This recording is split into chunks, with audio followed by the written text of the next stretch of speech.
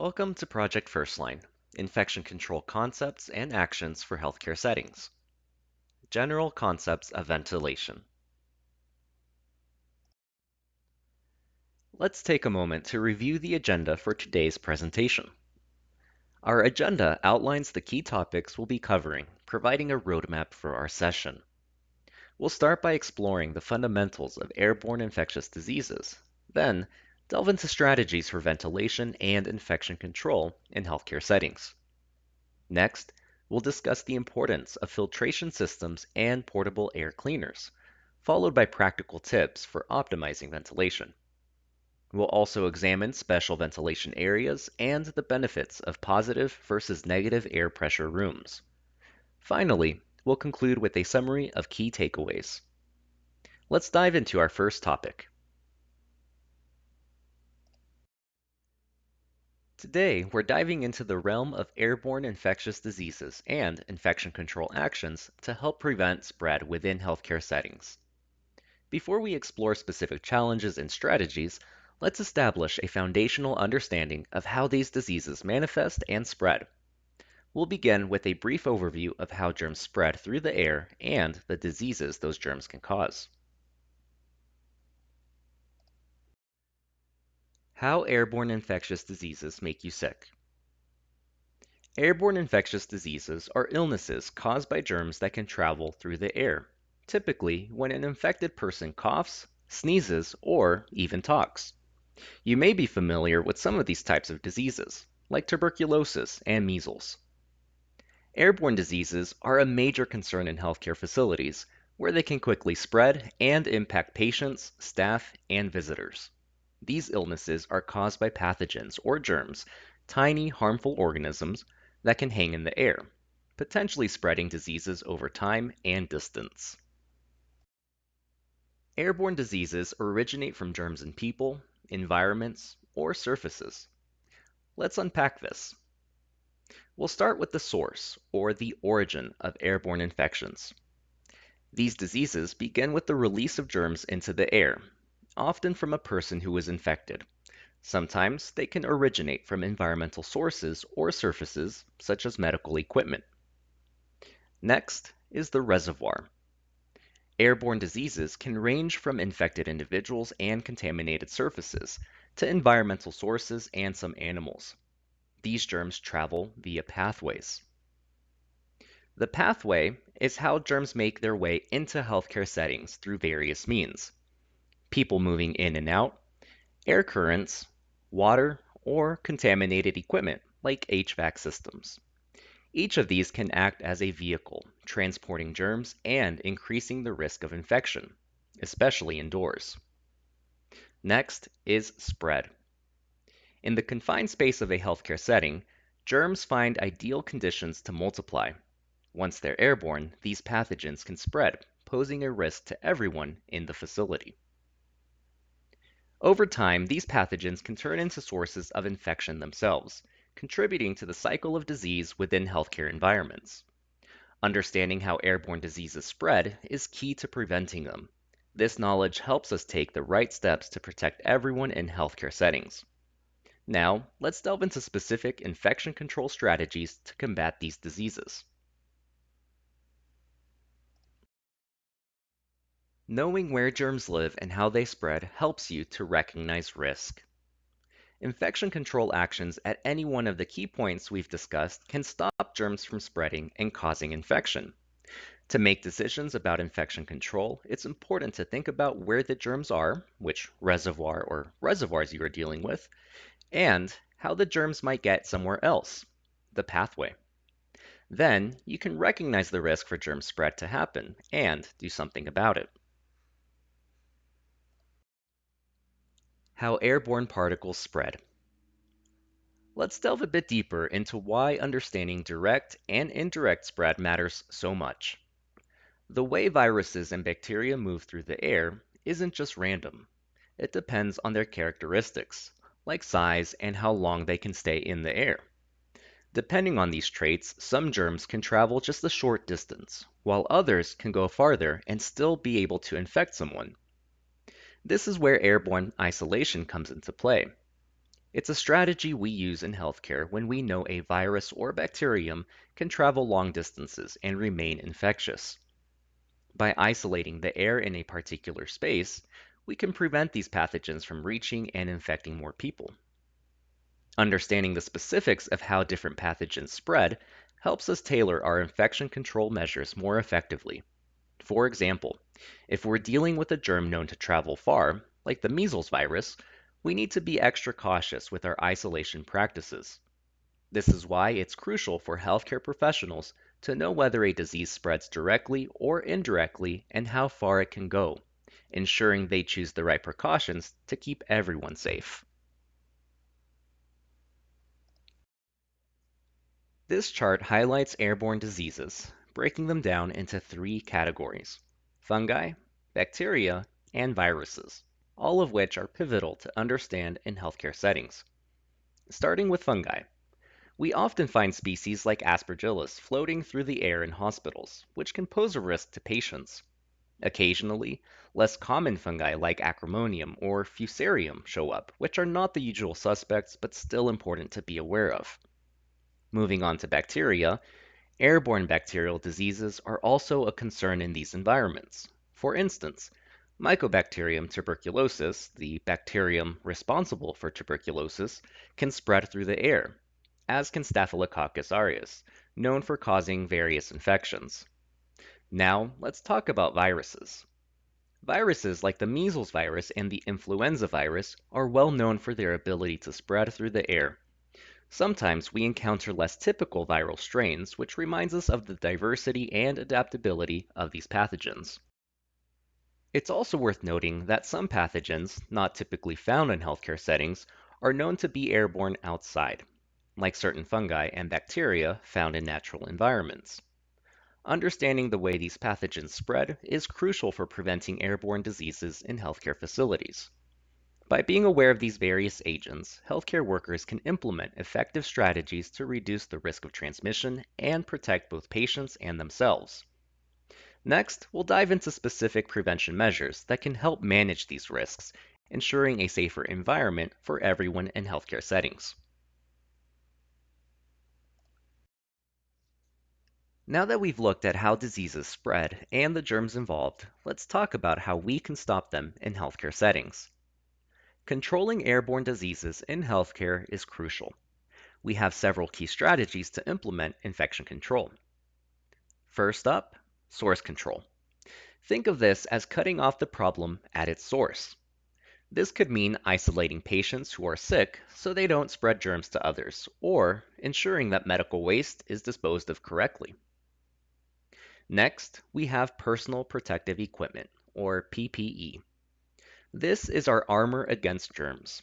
Wearing N95 respirators, face shields, gowns, and gloves act as a barrier, protecting us from coming into direct contact with harmful pathogens.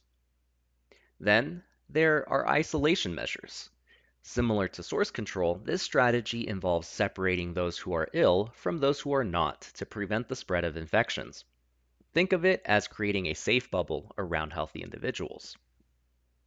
Environmental cleaning is next. Germs love to lurk on surfaces and in nooks and crannies. Regular and thorough cleaning, especially in high touch and high risk areas, helps remove these germs and reduces the chance of them hitching a ride on hands or equipment. Lastly, ventilation management. Good airflow is like a breath of fresh air. It dilutes and removes airborne pathogens. Ensuring that ventilation systems are working correctly and that air is circulating helps keep the environment safer for everyone. Making sure the air in a room moves around well is really important for keeping germs from spreading. Therefore, good ventilation is a big part of keeping airborne diseases under control in healthcare. Let's dive deeper into how ventilation systems in healthcare facilities are instrumental in maintaining clean air and minimizing the spread of infectious microorganisms. What do we mean by ventilation? It's all about air movement, getting fresh air in and old air out.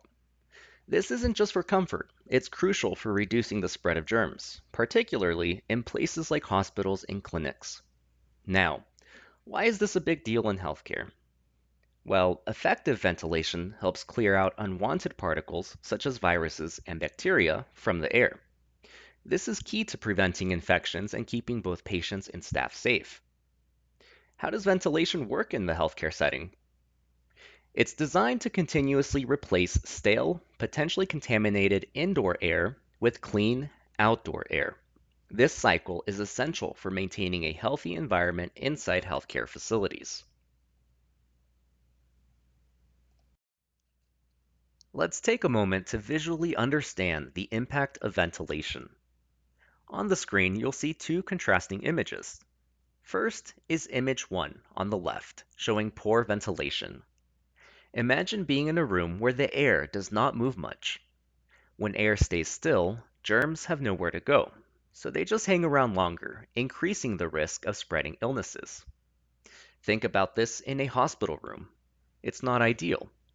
The stagnant air could make it easier for germs to spread from one person to another. Let's now look at image 2 on the right, illustrating good ventilation. Notice how there's air movement in this picture. That's what we want to see. Moving air helps sweep away those germs, diluting them and pushing them out of the room. In a healthcare setting, this kind of good airflow is impactful. It means a cleaner, safer environment for everyone. To relate this slide with the airborne infectious disease vocabulary we've discussed, think about the terms like origin, pathway, reservoir, spread, and source in the context of air movement and quality. Let's start with origin and source. The origin of airborne infectious diseases can be linked to the quality of air. In a room with poor ventilation, like in image 1, the air does not move much, allowing germs, or the source, to accumulate and potentially increase infection risks. Next is the pathway. Ventilation acts as a pathway for air to enter and exit a space. Good ventilation, shown in image 2, creates a pathway that helps clear out infectious particles, disrupting the spread route of germs. Next is the reservoir. In poorly ventilated spaces, the stagnant air can serve as a reservoir, a place where infectious particles accumulate and linger, posing a higher risk of disease transmission. Last is the spread. The contrast between the two images illustrates how ventilation influences the spread of infectious agents.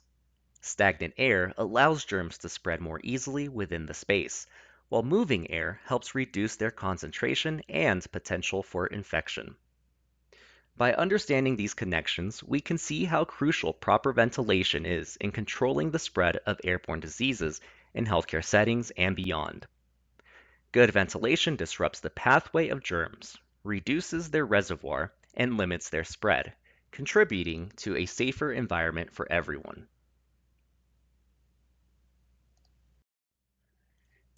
In healthcare settings, good ventilation is really important.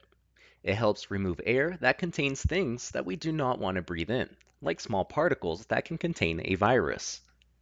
Good ventilation helps improve the air quality and reduces the risk of germs spreading. Let's watch a brief video to visualize ventilation.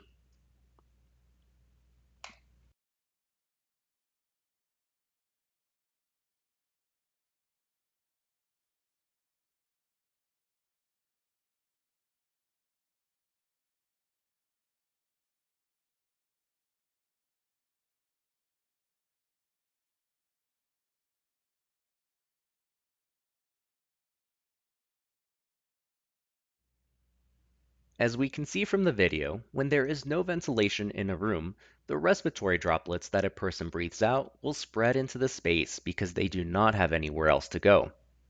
Respiratory droplets will linger in the air for a little while. Over time, the particles will settle and the virus in them will die if it does not get picked up by another person. But with ventilation, the respiratory droplets are pulled out of the space along with the rest of the air in the room. The ventilation system also pushes new, clean air into the room.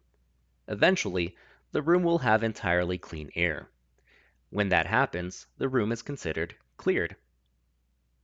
Proper ventilation significantly reduces indoor contaminants by introducing cleaner air, essential for diluting infectious particles, not just viruses, but also bacteria that can pose health risks.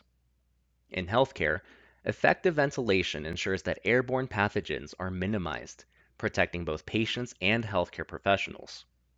By improving air quality, we're also enhancing respiratory health, crucial for patients with compromised immune systems.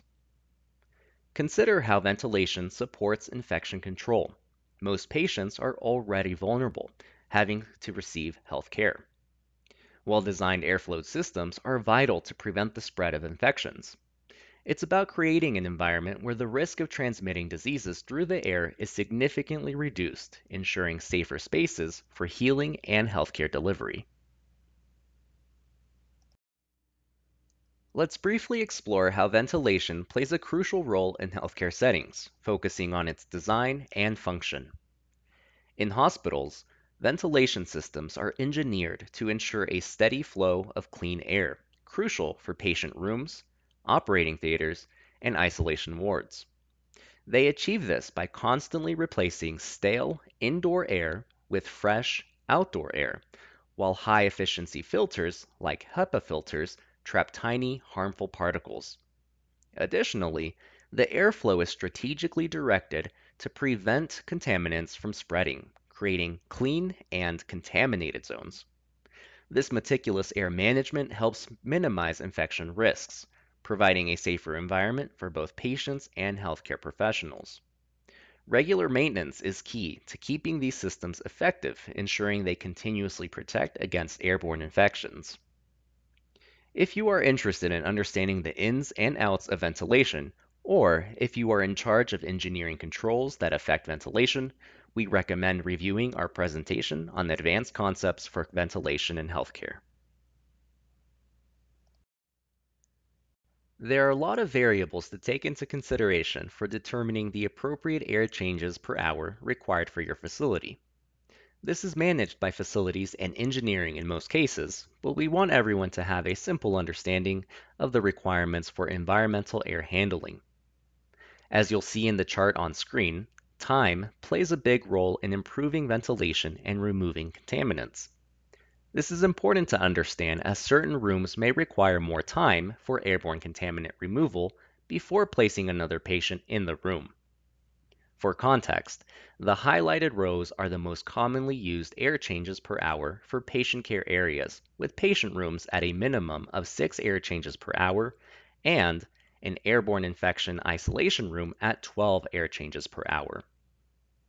If you'd like to find out more about air changes per hour or find what air changes per hour are required for various types of rooms within a healthcare facility, visit Appendix B of CDC's Environmental Infection Control Guidelines.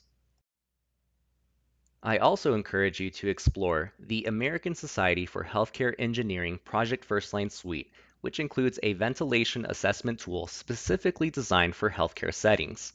This resource is invaluable for ensuring that your facility meets the necessary air handling standards. Opportunities for action. As healthcare professionals, your frequent visits to patient rooms offer a unique opportunity to observe and address issues that could impact patient safety. While you may not be directly involved with managing air changes per hour or HVAC systems, you play a crucial role in identifying potential problems. For instance, if you notice that the air feels stagnant or see that a vent is blocked by furniture or is dirty, these are immediate signals that something is amiss. Such observations are quick but critical actions you can take to enhance patient care. Additionally, employing personal protective equipment adds an essential layer to our infection control strategies. If a patient has a respiratory virus, using masks provides significant protection, not just for you, but also for other patients, complementing the facility's ventilation efforts. Whenever feasible, maintain physical distancing to reduce direct transmission risks, recognizing that the nature of your duties may not always allow for this. Finally, It's vital to strictly follow all guidelines for rooms with specialized ventilation requirements, such as negative air pressure rooms and operating rooms. By promptly reporting any issues like blocked vents to your supervisor or taking action to clear these blockages yourself, you ensure that our environmental controls remain effective. Let's take a look at some scenarios to put what we've learned into practice. What can you do to improve ventilation in the following situations? Scenario 1. You're a healthcare provider working in a community health center. With the onset of flu season, there's an increased focus on preventing the spread of respiratory infections. How could you educate patients and staff on infection control practices to reduce the spread of infections within the facility? Talking points can include explaining how flu spreads through respiratory particles. Also, you can explain to patients the value of distancing and source control when they are sick.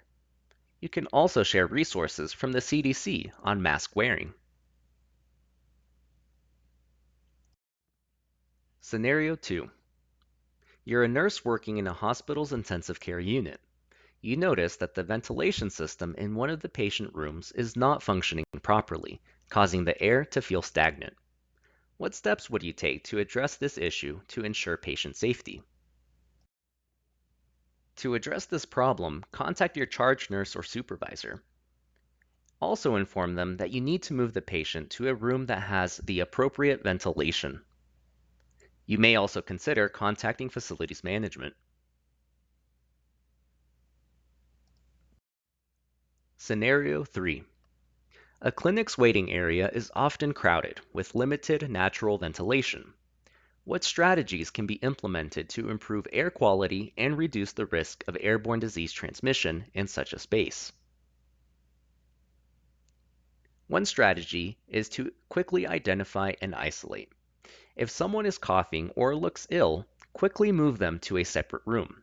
This helps keep germs from spreading in the crowded waiting area. Another strategy is to check ventilation. Look at the air system in the waiting area to make sure it's bringing in enough fresh air inside. If it's not, coordinate with facilities managers to adjust airflow to make it better without compromising the airflow of the system. Another strategy is to use air filters. If immediate improvements to ventilation are needed, consider using portable HEPA air filtration units to enhance air cleaning, especially in areas where high-risk patients might be exposed. Let's review our key takeaways. Ventilation is a key component of infection control protocols in healthcare facilities, directly impacting patient and staff safety. Recognizing how airborne pathogens travel and spread in different environments helps in designing effective ventilation strategies to control their transmission. Identifying and managing the sources of airborne infectious agents are critical steps in preventing the spread of diseases and maintaining safe indoor air quality. And implementing a combination of enhanced ventilation, regular HVAC maintenance, and personal protective measures effectively reduces the risk of airborne disease spread for creating safer indoor environments. You can keep exploring these topics on your own using the resources on this slide. Project FirstLine has a suite of products to help you learn more about how to recognize infection risks at work, where germs live in healthcare, and how germs spread. You can also follow Project FirstLine on social media. Thank you.